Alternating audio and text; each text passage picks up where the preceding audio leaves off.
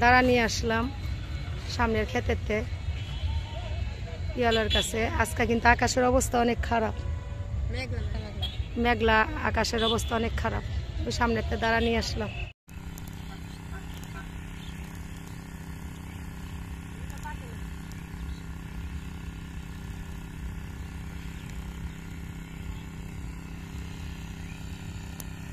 আপেলের মতো টমেটো দিলাম, এত লাল দিয়া খাইলাম কারণ ওষুধ দিছি। আসসালামু আলাইকুম আপু ভাইয়ার, আশা করি ভালো আছো। তোমরা ভালো থাকো, দোয়া করি। তোমরা যারা দেশ বিদেশ বসে আমার পুরো ভিডিওটা লাইক দিয়ে সাবস্ক্রাইব করে দেখো, তাদের আদর আর ভালোবাসা অন্তর থেকে জানাই। আজও একটা ব্লগ নিয়ে আসলাম। দাঁড়া নিতে আসছি, দাঁড়া দিয়ে রুই মাছ আলু দিয়ে বেগুন দিয়ে রান্না করব।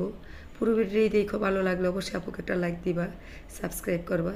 কালকে ভিডিও দিতে পারি না, অনেক শরীর অসুস্থ ছিল, দাঁতের ব্যথা, আজও শরীর অসুস্থ। তো যাই রান্না করব বাসায় আইসা।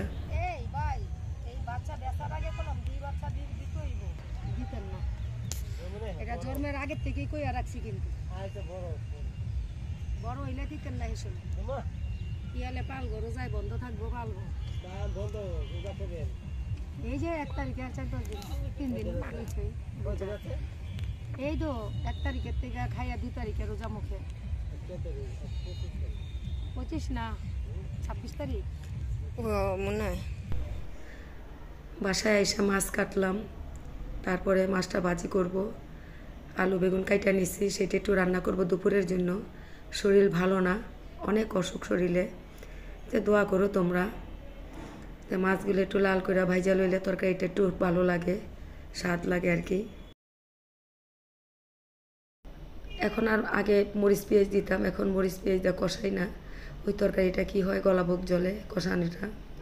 তো এইভাবে মাখা চাখা করে তোমরা যদি তরকারিটা রান্না করো অনেক ভালো হয়। তা আমি আগে কষায় রান্না করছি, পেটে গ্যাস করে প্রচুর। এখন আর কষাই না তরকারি, সব কিছু দিয়ে পানি দিয়ে একবারে বসাই দিলে কি হয় যে মরিচের গুঁড়া হলুদের গুঁড়াটা নরম হয়ে যায়। তো সাথে ভাতও বসাইছি, কিন্তু দুপুরে খাবো এর জন্য।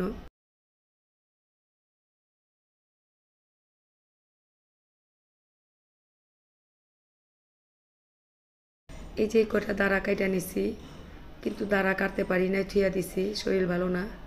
তো দাঁড়াগুলো কিন্তু অনেক ভালো সিদ্ধ হয়ে যায় তাড়াতাড়ি। তো অনেক সময় অনেক দাঁড়া আনলে সিদ্ধ হয় না, শক্ত হয়ে থাকে। তো দাঁড়া আরও আছে, কাটতে পারি নাই, রাইখা দিছি ফ্রিজে। শরীর সুস্থ হইলে কাইটা নিব। তো দেখো আদা রসুন জিরা বাটা এগুলো ছাড়া টমেটো দা যদি এভাবে কষায় রান্না করা যায় অনেক মজা লাগে। আমি কিন্তু লবণ দিই নাই, এই যে এখন লবণ দিয়ে পানি দিয়ে দিব, বলক আসলে মাছটা দিব। বেগুনে লবণটা আগে দিলে কি হয়, বেগুনটা গইলা যাইব, কষানির মতো কিন্তু গইলা যায়। তো এখন ডাইকা দিব একটু। এই তো বলক আসছে, গ্যাস নাই, কিন্তু প্রচুর কষ্ট করতেছি আমরা, গ্যাস পাওয়া যাইতেছে না, গ্যাস অনেক কম। তো 3টা বাজে বসাই দিলাম, এখন গ্যাস আছে একটু। এই তো 2-3টা বলক দিয়ে তরকারিটা নামাই দিব। তো এখন গোসল করতে যাবো গা, তো নামাজ পড়া তারপরে ভাত খাবো। তরকারিটা কিন্তু খুব সুন্দর হয়েছে, দেখো ধনিয়া পাতা সাথে দিলে গ্রান কয়, তরকারিটা স্বাদও বাড়ে।